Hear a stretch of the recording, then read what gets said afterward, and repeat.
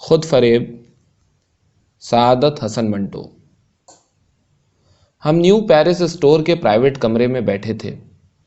باہر ٹیلی فون کی گھنٹی بجی تو اس کا مالک غیاث اٹھ کر دوڑا۔ میرے ساتھ مسعود بیٹھا تھا۔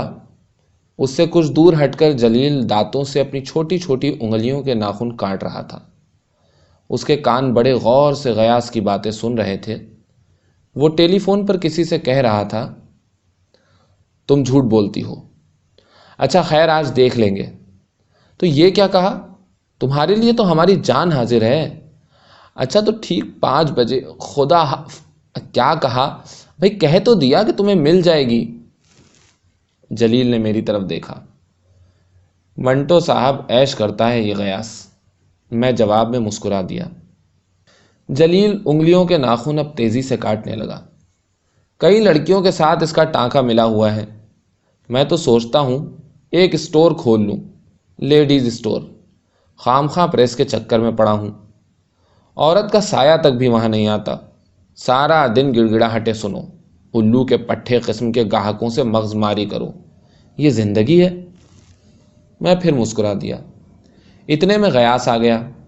جلیل نے زور سے اس کے چوتڑوں پر دھپا مارا اور کہا، سنائیے، کون تھی یہ جس کے لیے تو اپنی جان حاضر کر رہا تھا؟ غیاث بیٹھ گیا اور کہنے لگا، منٹو صاحب کے سامنے ایسی باتیں نہ کیا کرو۔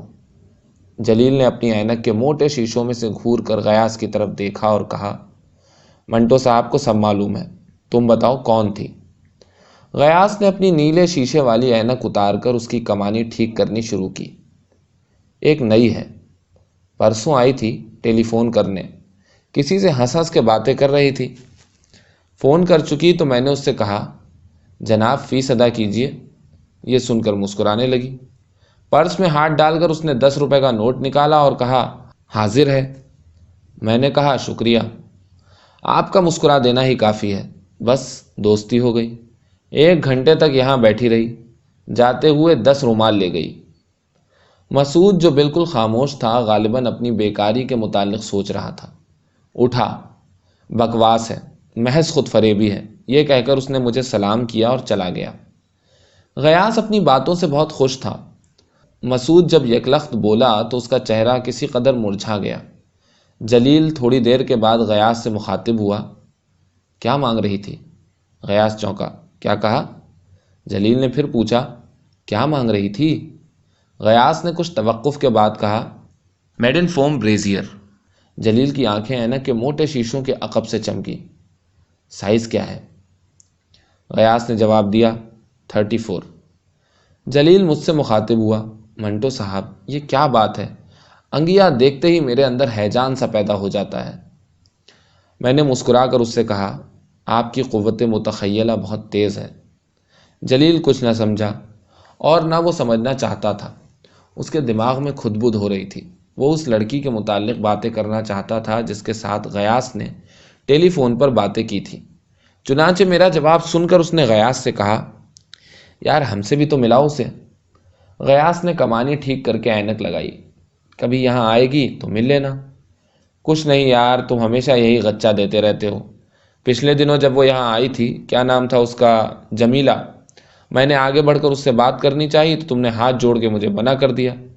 میں اسے کھا تو نہ جاتا؟ یہ کہہ کر جمیل نے اینک کے موٹے شیشوں کے پیچھے اپنی آنکھیں سکوڑ لیں۔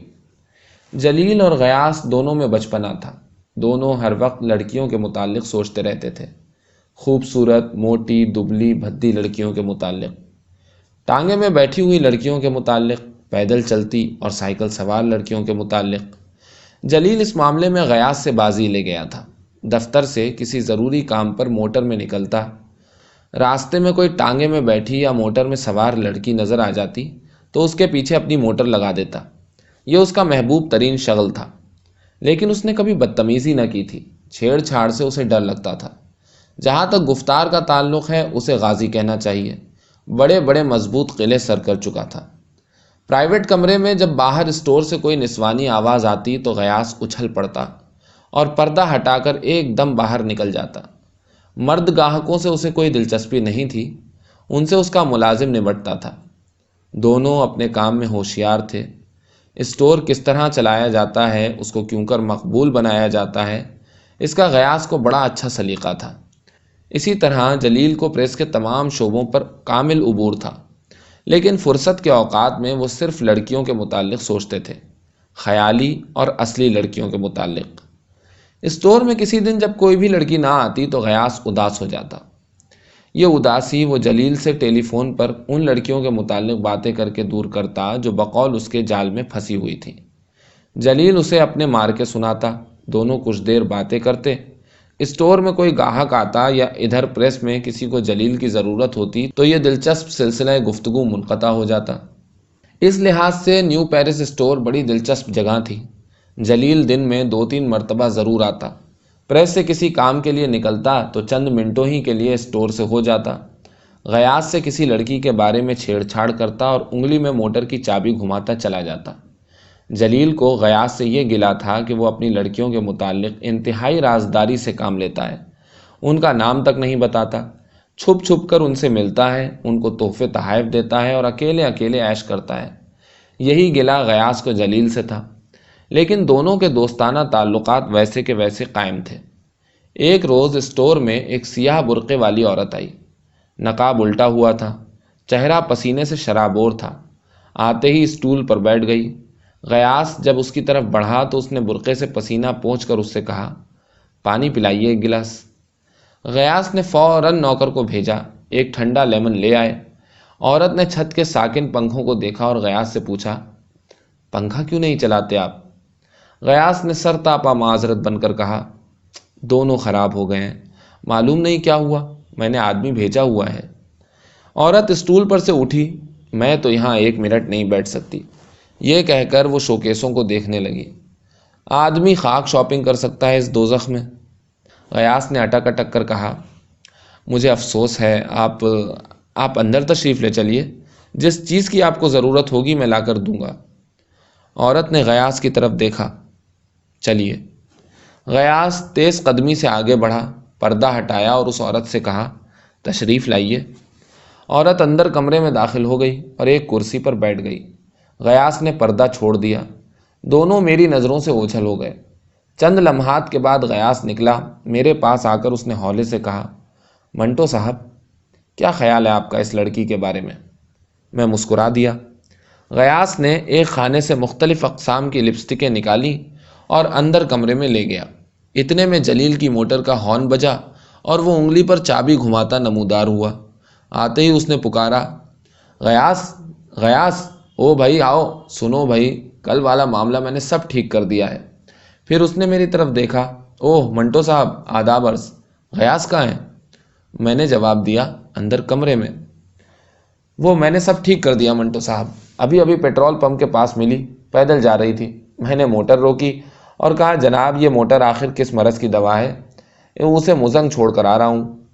پھر اس نے کمرے کے پردے کی طرف منہ کر کے آواز دی، غیاث باہر نکل بے۔ جلیل نے انگلی پر زور سے چابی گھمائی، مصروف ہے۔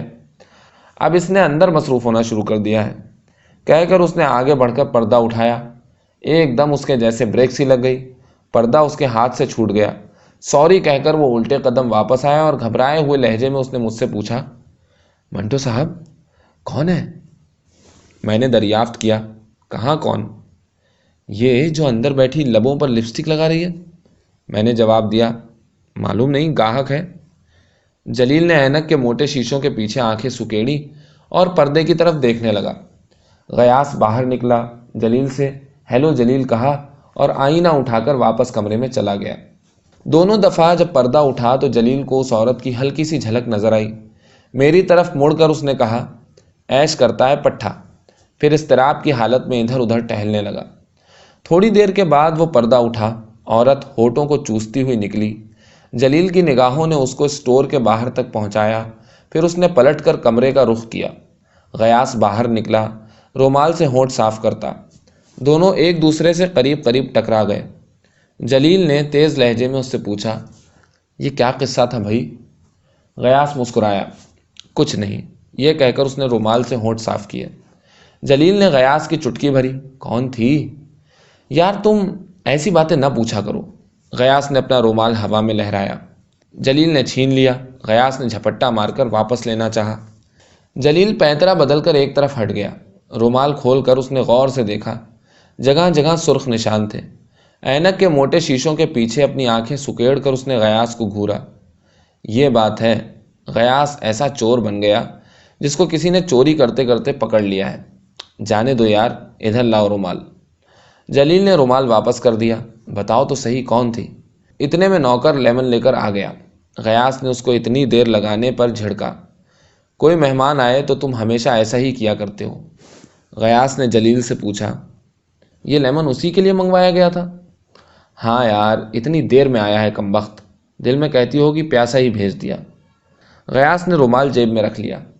جلیل نے شوکیس پر سے لیمن کا گلاس اٹھایا اور غٹا غٹ پی گیا۔ ہماری پیاس تو بجھ گئی، لیکن یار بتاؤ نا، تھی کون؟ پہلی ہی ملاقات میں تم نے ہاتھ صاف کر دیا۔ غیاث نے رومال نکال کر اپنے ہونٹ صاف کیے اور آنکھیں چمکا کر کہا، چمٹ ہی گئی۔ میں نے کہا دیکھو ٹھیک نہیں، دکان ہے، زبردستی میرے ہونٹوں کا چمہ لے گئی۔ ایک دم مسعود کی آواز آئی، سب بکواس ہے، محض خود فریبی ہے۔ غیاث چونک پڑا۔ مسعود اسٹور کے باہر کھڑا تھا۔ اس نے مجھے سلام کیا اور چل دیا۔ جلیل فوراً ہی غیاث سے مخاطب ہوا، چھوڑو یار تم، یہ بتاؤ پھر کیا ہوا؟ یار چیز اچھی تھی، کیا نام ہے؟ غیاث نے جواب نہ دیا۔ مسعود کی آواز کے اچانک حملے سے وہ بوکھلا سا گیا تھا۔ جلیل کو ایک دم یاد آیا کہ وہ تو ایک بہت ہی ضروری کام پر نکلا ہے۔ انگلی پر چابی گھما کر اس نے غیاث سے کہا، لڑکی کے متعلق پھر پوچھوں گا۔ اچھا منٹو صاحب، السلام علیکم، اور چلا گیا۔ میں نے مسکرا کر غیاث سے پوچھا، غیاث صاحب اتنی جلدی، پہلی ہی ملاقات میں آپ نے؟ غیاث جھینپ گیا۔ میری بات کاٹ کر اس نے کہا، چھوڑیے منٹو صاحب، آپ ہمارے بزرگ ہیں، چلیے اندر بیٹھیں، یہاں گرمی ہے۔ ہم اندر کمرے کی طرف چلنے لگے تو اسٹور کے باہر جلیل کی موٹر رکی۔ اس نے زور زور سے ہارن بجایا۔ غیاث نہ گیا تو وہ خود اندر آیا۔ غیاث اندر آؤ، بس اسٹینڈ کے پاس ایک بڑی خوبصورت لڑکی کھڑی ہے۔ غیاث اس کے ساتھ چلا گیا۔ میں مسکرانے لگا۔ اس دوران میں جلیل نے بڑی مشکلوں سے اپنے باپ کو راضی کر کے ایک کرسچن لڑکی ملازم رکھ لی۔ اس کو وہ اپنی اسٹینو کہتا تھا۔ کئی بار موٹر میں اس کو اپنے ساتھ لایا، لیکن اس کو موٹر ہی میں بٹھائے رکھا۔ غیاث کو اس بات کا بہت غصہ تھا۔ ایک بار اس اسٹینو کے سامنے غیاث نے جلیل سے مذاق کیا تو وہ بہت سٹ پٹایا۔ اس کے کان کی لویں سرخ ہو گئیں۔ نظریں جھکا کر اس نے گاڑی سٹارٹ کی اور یہ جا وہ جا۔ بقول جلیل کے یہ اسٹینو شروع میں تو بڑی ریزرو رہی، لیکن آخر اس سے کھل ہی گئی۔ بس اب چند ہی دنوں میں معاملہ پٹا سمجھو۔ غیاث اب زیادہ تر جلیل سے اس اسٹینو کی باتیں کرتا۔ جلیل اس سے اس لڑکی کے متعلق پوچھتا جس نے چمٹ کر اس کو چوم لیا تھا تو غیاث عموماً یہ کہتا، کل اس کا ٹیلی فون آیا، پوچھنے لگی آؤں؟ میں نے کہا یہاں نہیں، تم وقت نکالو تو میں کسی اور جگہ کا انتظام کر لوں گا۔ جلیل اس سے پوچھتا، کیا کہا اس نے؟ غیاث جواب دیتا، تم اپنی اسٹینو کی سناؤ۔ اسٹینو کی باتیں شروع ہو جاتی۔ ایک دن میں اور غیاث دونوں جلیل کے پریس گئے۔ مجھے اپنی کتاب کے گرد پوش کے ڈیزائن کے بارے میں دریافت کرنا تھا۔ دفتر میں اسٹینو ایک کونے میں بیٹھی تھی لیکن جلیل نہیں تھا۔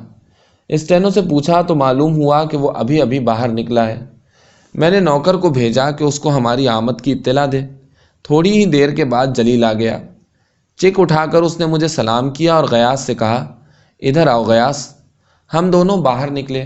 غیاث کو ایک کونے میں لے جا کر جلیل نے اچھل کر غیاث سے کہا، میدان مار لیا، ابھی ابھی تمہارے آنے سے تھوڑی دیر پہلے۔ یہ کہہ کر وہ رک گیا اور مجھ سے مخاطب ہوا، معاف کیجیے گا منٹو صاحب۔ پھر اس نے غیاث کو زور سے اپنے ساتھ بھینچ لیا۔